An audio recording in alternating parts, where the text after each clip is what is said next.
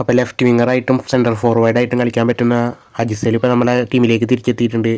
അപ്പോൾ ആളെക്കുറിച്ചുള്ളൊരു complete video ആണിത്. അതിപ്പോൾ നമ്മളെ സ്ട്രൈക്കിങ്ങിലേക്ക് ആൾ മുതൽക്കൂട്ടാവുമോ ഇല്ല എന്നൊക്കെ.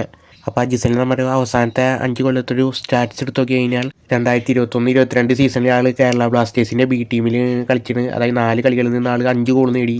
2022 ആൾ കേരള ബ്ലാസ്റ്റേഴ്സിൻ്റെ മെയിൻ ടീമിലേക്ക് വന്നു. പക്ഷേ ഒരു കളി പോലും കളിക്കാൻ ആൾക്ക് അവസരം കിട്ടിയില്ല. 2023-24 സീസണിൽ ആൾ ഇന്റർകാഷിക്ക് വേണ്ടി കളിച്ചു. 12 കളികളിൽ നിന്ന് 3 ഗോൾ മാത്രം അടിക്കാനേ അജിസലിന് സാധിച്ചുള്ളൂ. 2024-25 ആൾ ഗോകുലം കേരളയിലേക്ക് പോയി. അവിടെയും ഒറ്റ കളി പോലും കളിക്കാൻ സാധിക്കില്ല. അവിടെ നിന്ന് ആൾ 2025 വീണ്ടും കേരള ബ്ലാസ്റ്റേഴ്സിൻ്റെ ബി ടീമിലേക്ക് വന്നു. അവിടെ ഒരു കളിയിൽ നിന്ന് 1 ഗോൾ അടിച്ചു.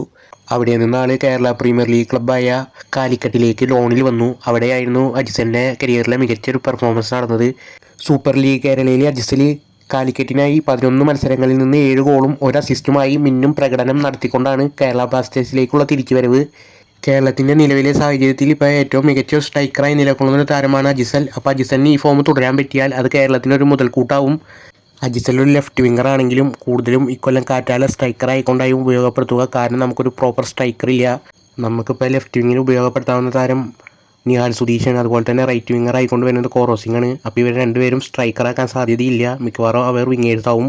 അപ്പോൾ നമുക്ക് സ്ട്രൈക്കറായിക്കൊണ്ട് ഉപയോഗപ്പെടുത്താവുന്ന ഏകതാരം അജിസലാണ്. അപ്പോൾ ആടെ തന്നെ ആയിരിക്കും എസ് ടി11 കാറ്റാൽ ഉൾപ്പെടുത്തുക.